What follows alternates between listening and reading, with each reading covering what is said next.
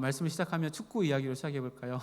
축구 이야기, 축구 역사 속에서 2009년부터 창설되어서 해마다 축구 선수들에게 주는 상이 있습니다. 굉장히 유명한 상인데요, 푸츠카스라고 하는 상입니다.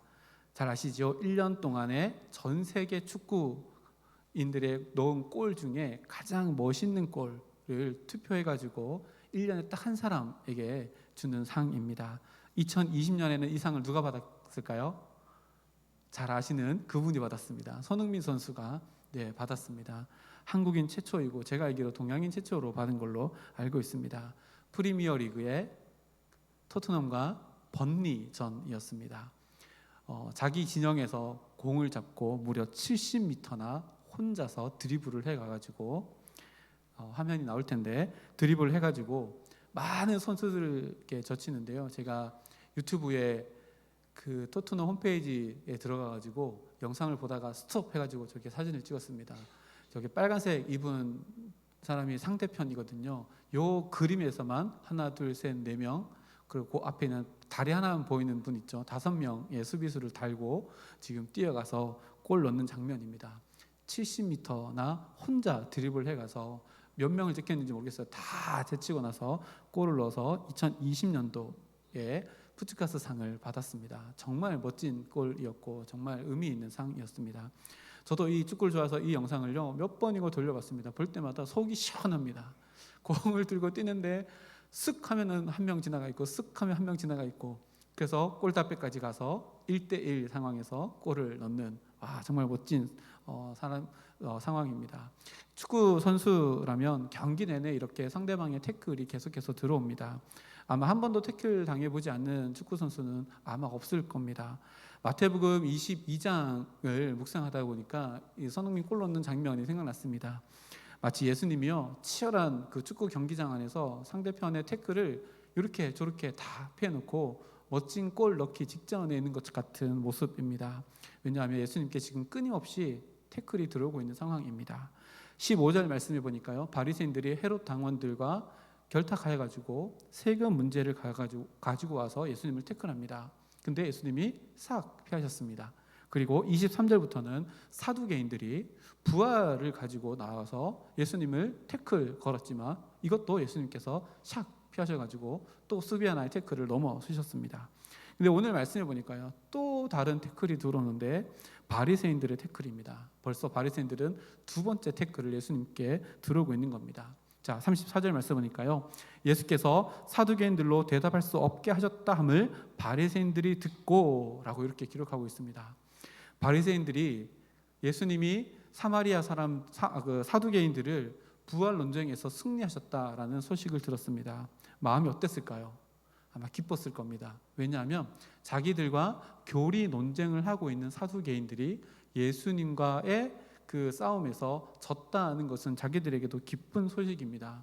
그리고 그 말 잘하는 사두개인들이 한마디 말도 못하고 돌아섰다라고 하는 장면의 그 패배감에 오히려 자기네들이 의문의 1승을 했다라고 느낄 만큼 굉장히 승리감에 기쁨에 젖어 있었을 겁니다. 근데 또 다른 한편으로는 또다시 예수님께서 1승을 거두셨구나 라고 하는 불안한 마음과 또 질투의 마음들도 동시에 있었을 거라고 생각되어집니다. 그래서 오늘 말씀 34절 말씀을 다시 보면요, 34절 하반절에 모였다라고 이렇게 기록하고 있습니다. 사두개인들이 예수님께 완전히 패했다는 기쁨 소식인과 동시에 예수님이 또 한 번의 승리를 얻었다라는 소식을 듣고 나서 이 바리새인들이 모였습니다. 이 모이다라고 하는 단어가 헬라어로 시나고라고 하는 단어인데요, 되게 좋은 단어입니다. 밑에 제가 그 의미를 기록해 놨는데요, 각자가 흩어져서 각자의 관심대로 살아가다가 어떤 한 일, 이번 일을 통해서 모두가 함께 모여서 하나가 된다라고 하는 단어가 시나고라고 하는 단어, 모인다라고 하는 단어인데요, 굉장히 좋은 단어입니다. 근데 이 열심 있고 열정 보이는 이 모임의 목적이 무엇이냐에 따라서 이 아름다운 단어가 전혀 다르게 해석되어지는 것이 바로 이 단어입니다. 그래서 이렇게 의기투합을 합니다. 의기투합하는 목적은 다시금 예수님께 태클을 걸기 위해서입니다. 근데 바리새인들의 특징이 뭐예요? 율법을 잘 아는 사람들이잖아요. 그래서 바리새인들 중에 율법 교사가 많았는데 함께 모여서 이야기를 하다가 그 중에 한 사람 율법 교사가 예수님을 찾아옵니다. 아마도 이 율법 교사는 아주 똑똑한 사람이었겠죠. 그 중에서도 말을 잘하는 사람이었겠죠. 35절 말씀 보니까 그 중에 한 율법사가 예수를 시험하여 묻되, 자 이렇게 해서 바리새인들이 두 번째로 예수님께 태클을 거는 장면이 나옵니다.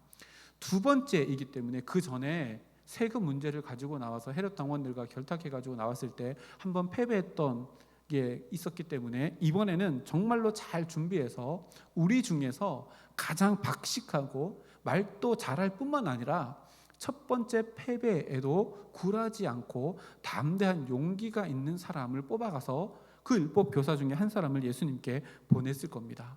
그래서 이 율법 교사는요, 자기가 율법을 가르치는 탁월한 권위자이면서 율법의 전문가이면서 또 예수님 앞에서도 한 번의 바리새인들의 패배가 있을지라도 당당하게 무엇인가 할 수 있는 능력을 가진 사람이다라고 우리가 충분히 추측해 볼 수 있습니다. 그렇게 그 한 율법 교사가 가지고 나온 질문이 뭐냐면 36절 말씀에 이렇게 물어봅니다. 선생님, 율법 중에서 어느 계명이 큽니까? 라고 이렇게 물어봅니다. 먼저 예수님을 선생님이라고 불렀습니다. 율법 교사가 예수님을 선생님이라 불렀다라고 하는 것은요, 굉장히 찍혀 세워주는 단어입니다. 율법 교사는 그 당시에 율법을 가르치는 사람, 박식한 사람, 또 율법의 전문가이기 때문에 가르치는 스승인데 그 스승이 다른 예수님을 선생이라고 부르는 것은 굉장히 높여서 찍혀 세워주는 것인데요. 이것도 이 사람의 의도를 파악하면 이것이 예수님이 더 높은 자리에 올라가서 높은 자리에서 더 깊숙이 떨어지게 하기 위한 얄팍한 술수라는 것도 알게 되어집니다. 그래서 가지고 나온 질문이 뭐냐면 계명의 크기, 계명의 중요성에 대한 문제입니다. 이 계명이 큽니까? 이 계명이 큽니까? 라고 물어보는 겁니다. 실제로 당시 이 율법 교사들 중에 랍비들은요, 모든 계명이 다 동등하다라고 이렇게 이야기는 했지만 자기네들이 가지고 있는 613개의 이 율법들을 나누었습니다. 가벼운 계명, 무거운 계명으로 나누었는데요.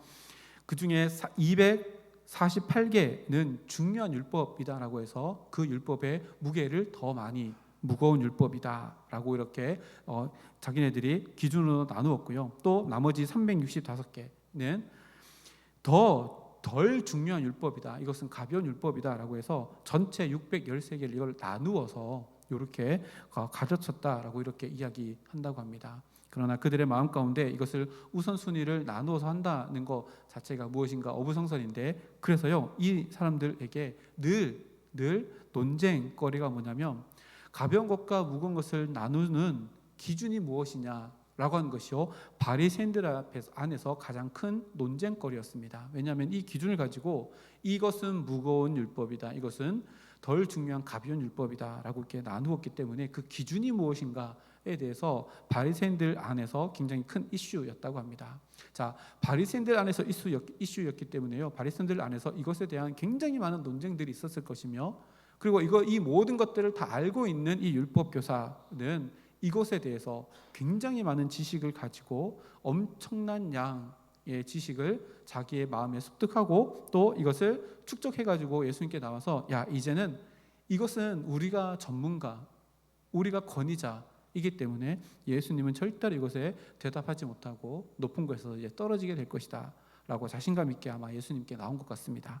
그런데 이 율법교사 입장에서 이 난해한 질문을 받은 예수님께서요 대답을 하십니다. 37절에서 40절까지 말씀인데요, 제가 읽어드릴게요. 예수께서 이르시되 내 마음을 다하고 목숨을 다하고 뜻을 다하여 주 너희 하나님을 사랑하라 하셨으니 이것이 크고 첫째 되는 계명이요 둘째도 그와 같으니 내 이웃을 내 자신과 같이 사랑하라 하셨으니 이 두 계명은 온 율법과 선지자의 강령이니라. 아멘. 이 37절 말씀의 앞부분에 보면 빨간색 글씨로 되어 있는 내 마음을 다하고 목숨을 다하고 뜻을 다하여 주 너희 하나님을 사랑하라 라고 하는 것을 가장 첫 번째 대답으로 예수님께서 말씀해 주셨는데요, 이 대답을 들은 율법 교사의 마음은 어땠을까? 굉장히 예수님을 하찮게 봤을 겁니다. 왜냐하면요, 예수님께서 인용하신 이 37절의 말씀은 구약에 기록된 유대인들이 가장 많이 암송하고 알고 있는 신명기 6장 4절 5절 말씀인 쉐마의 말씀의 첫 번째 구절이기 때문에 그렇습니다. 신명기 6장 4절 5절 말씀에 이렇게 기록합니다. 이스라엘아 들으라. 이것이 쉐마 이스라엘이죠. 우리 하나님 여호와는 오직 유일한 여호와시니 너는 마음을 다하고 뜻을 다하고 힘을 다하여 내 하나님 여호와를 사랑하라. 이것이 신명기에서 쉐마 이스라엘아 들으라 라고 해서 유대인들이라면 이 말씀을 다 암송하는 말씀입니다. 실제로요, 지금도 그렇다고 합니다. 유대인들이 아침에 일어나거나 저녁에 반드시 암송해야 되는 구절들이 있는데 그 구절들 중에 이 구절은요 반드시 포함되어져 있고, 유대인들의 모든 신앙 교육의 중심이 되는 구절이 바로 이 구절입니다. 이 구절을 신앙의 실천, 핵심, 요약본이라고 여기며 이 구절은 유대인들에게 굉장히 가깝고 친근한 대답입니다. 말씀입니다. 어떤 주석가는요, 요 쉐마의 말씀을 이렇게 표현합니다. 쉐마는 영성 훈련을 위한 토라 중심의 생활 양식을 요약한다. 외우고 암송하고 가르치고 필사하고 토라를 잊지 않기 위해서 술 장식을 달았다. 유대인들이 그만큼 사모하고 또 마음에 품고 있는 말씀이 이 말씀이다는 건데요. 실제로 지금 유대인들도 이 말씀을 마음에 품고 있을 뿐만 아니라 몸에도 품고 살아갑니다. 그 테필린이라는 거 다 들어보셨지요? 앞에 화면에 보면 사진을 한 개 볼 수 있을 텐데요. 아빠가 아들에게 뭔가 이렇게 그 가죽끈 같은 거를 이렇게 채워주고 있습니다.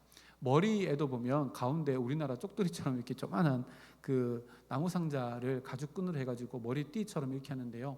저거랑 똑같은 길게 만든 것이 손에 있는 겁니다. 손을 이렇게 들들들 감아가지고 여기다가 그 박스 조그만한 상자를 놔두는데요. 요 상자 안에 보면 그 옆에 두루마리처럼 종이가 있죠. 우리로 말하면 암송구절 종이 같은 겁니다.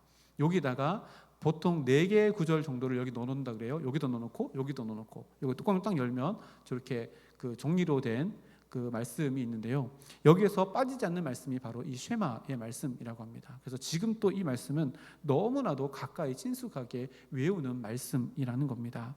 그래서요, 이 말씀을 예수님께서 대답으로 첫 번째 딱 내놨을 때 율법교사가 아마 콧방귀 꼈을 겁니다. 뭐 대단한 스승이라고 하더니 결국에는 우리가 갖고 있는 거 이것밖에 없구나 라고 하고 37절 말씀을 그렇게 아마 생각했을 겁니다. 근데요, 요 말씀을 원어로 보면 이 어순이 조금 다릅니다. 우리는 가장 먼저 그 30절 말씀 보면 내 마음을 다하고 목숨을 다하고 뜻을 다하여 내 뜻을 다하라 라고 하는 것이 앞쪽에 나와 있잖아요. 근데 헬라어 원어를 보면 가장 먼저 있는 게 뭐냐면 너는 주 너의 하나님을 사랑하라 라는 것이 가장 먼저 나와 있습니다. 그 앞뒤가 바뀌어져 있는 거죠. 우리나라는 이렇게 뒤에 나와 있는데 빨간색 요 문장이 원어에 보면 가장 먼저 나와 있습니다. 그래서 주 너희 하나님을 사랑하라 라고 하는 것은요, 신앙생활의 가장 기초적인 근본적이고 원론적인 것을 예수님께서 가장 먼저 말씀하신 이후에 그 이후에 사랑하는 방법론을 뒤에다가 말씀하십니다. 그래서 순서가 이렇습니다. 주 너희 하나님을 사랑하라. 어떻게? 네 마음을 다하고 목숨을 다해서 뜻을 다해서 라고 이런 어순으로 기록되어 있습니다. 예수님께서 왜 이렇게 어순을 바꾸어서 얘기를 하고 계실까요? 지금 이 질문하는 율법 교사가 이 앞뒤를 바꾸어 놓고 뒤에 하나님을 사랑하는 것은 온데간데 없고 방법론만을 가지고 생활하고 있다는 것을 지적하기 위함입니다. 표현하자면 이렇습니다. 하나님을 향한 사랑이 결여된 율법 준수만을 가지고 있는 이 율법 교사의 마음의 중심, 삶을 고발하는 것이 바로 이 예수님께서 문장을 앞뒤로 바꾸셔가지고 하신 이 모습입니다. 당시 율법 교사 또 바리새인들은요, 자기네들이 이 율법을 지키는 것의 전문가라고 자부했습니다. 그래서 율법 성경에 없는, 모세오경에 없는 더 많은 율법을 만들어서 613개를 만들어 율법을 다 지켜나가는 이 방법론에는 전문가이고 최고의 지식 수준을 가지고 있었다고 자부하는 사람입니다.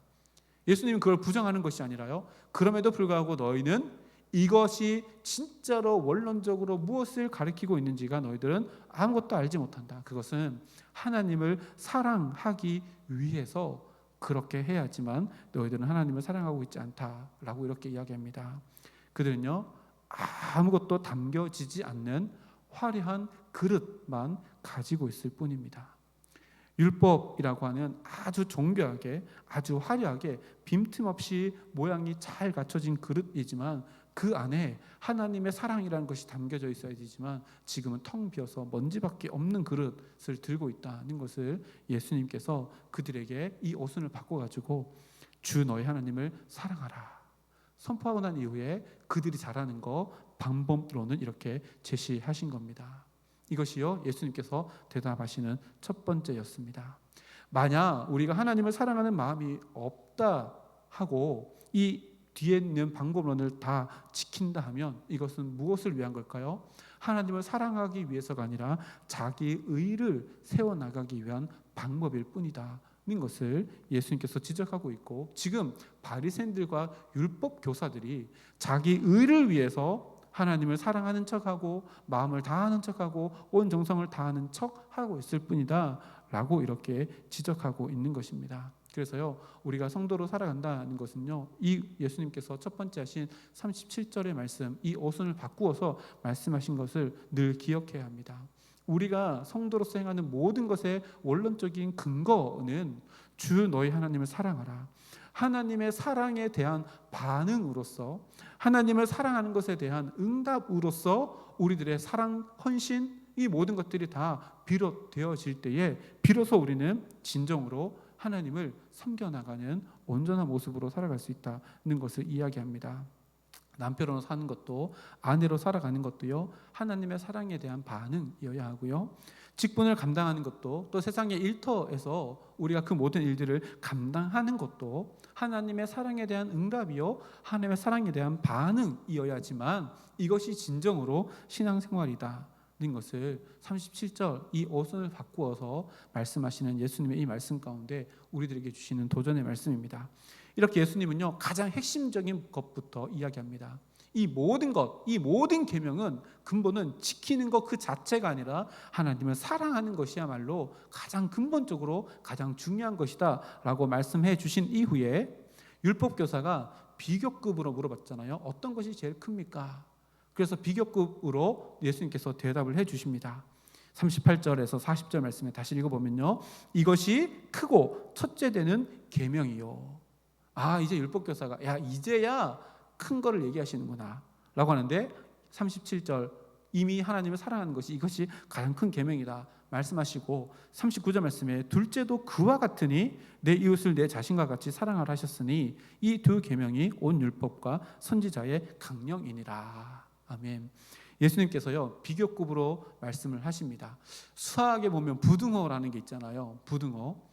네, 전 수학을 못하는데 산수는 그래도 기억이 나가지고 좀 찾아봤는데 수학에 부등호라는 게 있습니다. 앞에 한번 띄워주시겠어요? 이렇게 보면 작은 입을 이렇게 벌리고 있는 쪽이 큰 쪽이잖아요. 그래서 입이 좁아지는 곳이 작은 거고 입이 큰 쪽으로는 이렇게 커지는 거고 밑에 이렇게 줄 하나가 있으면 그것 이하이고 또 이쪽으로 이렇게 돼 있으면 그것 이상이라고 하는 건데 이게 부등호입니다. 근데 예수님은요 이 말씀 그 비교급으로 물어본 율법교사의 이 질문에 부등호를 조금 독특하게 사용하십니다.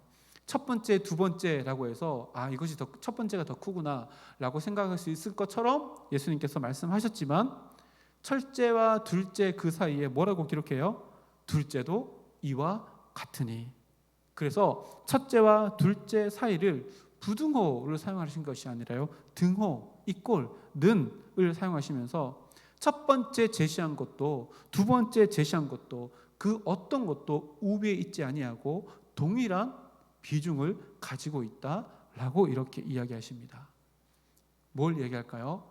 예수님께서 율법 교사들이 가지고 와가지고 자기네들 기준으로 이거는 무거운 율법이야, 이건 가벼운 율법이야 라고 하는 것이 뭐 하는 거예요? 무의미하다는 거예요. 하나님을 사랑하는 것, 동일하게 이웃을 사랑하는 것, 이것은 무게가 똑같을 수밖에 없다라는 것을 이렇게 이야기합니다. 실제로 예수님께서 말씀하신 것은요 첫 번째 계명 하나님을 사랑하는 계명은 10계명의 1번부터 4번까지의 계명입니다. 그리고 이웃을 사랑하라 라고 하는 계명은 10계명의 5번부터 10번까지의 계명입니다. 10계명의 1번부터 10번까지 번호가 붙어 있다고 해서 이 모든 것이 다 우위를 가릴 수 있을까요? 그럴 수 없지요. 그래서 예수님은 이 모든 10계명의 두 돌파는 어느 쪽으로 부등화가 형성되는 것이 아니라 이 꼴이다라고 이렇게 이야기하며 이 두 가지 하나님의 사랑과 이웃 사랑은 모든 성경의 율법 최고의 율법의 종합이고 강령이다라고 이렇게 대답을 하십니다. 하나님 사랑, 이웃 사랑 이것을 실천하며 살아가는 것이 하나님이 바라시는 우리의 모습임을 율법 교사에게 가르쳐 확증시킵니다.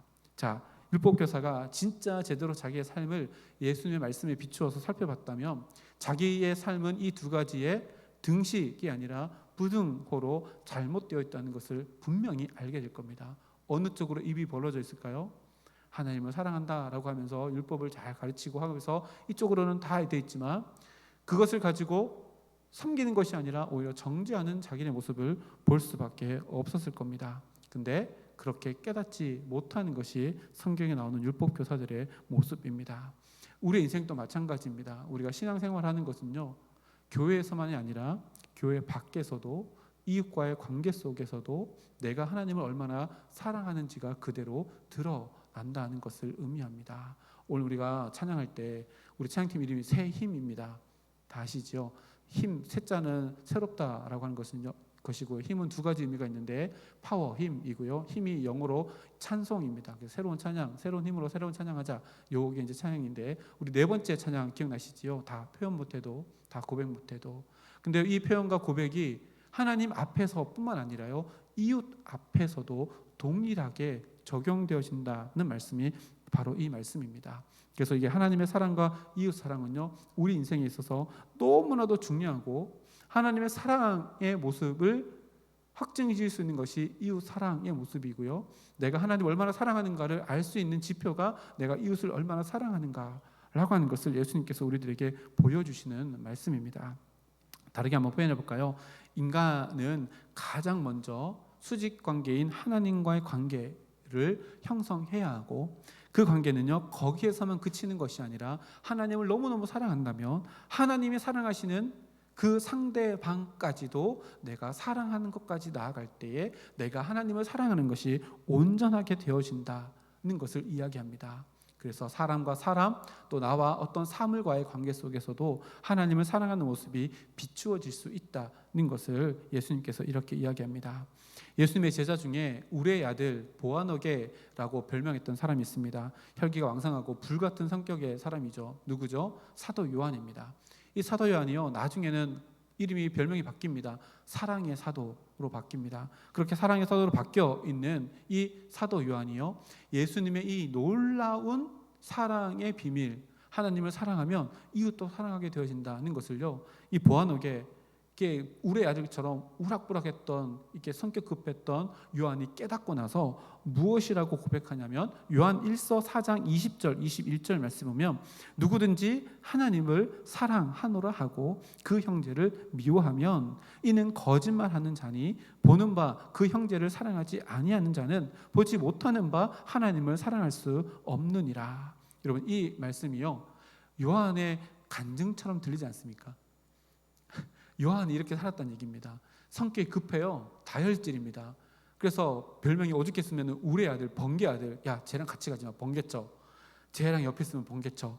이랬는데 하나님 예수님의 사랑을 깨닫고 하나님을 사랑하는 것이 이웃 사랑과 연결되어 있구나라는 것을 깨닫고 나니까 이렇게 고백할 수 있는 겁니다. 야, 하나님을 사랑하노라 하고 형제를 미워하면 그것은 거짓말하는 거야. 자기가 그랬다는 겁니다. 근데 그 형제를 사랑하는 것이 하나님을 사랑하는 것의 그림자다는 것을 깨닫고 나니까 이렇게 고백합니다. 그리고 21절 말씀에 우리가 이 계명을 주께 받았으니, 그렇죠? 하나님 사랑, 이웃 사랑 이 계명을 주님께 자기가 받았잖아요. 하나님을 사랑하는 자는 또한 그 형제를 사랑할지니라 라고 요한이, 우레의 아들이었던 요한이 사랑의 사도가 되어서 이렇게 간증하며 우리들에게도 가르쳐줍니다.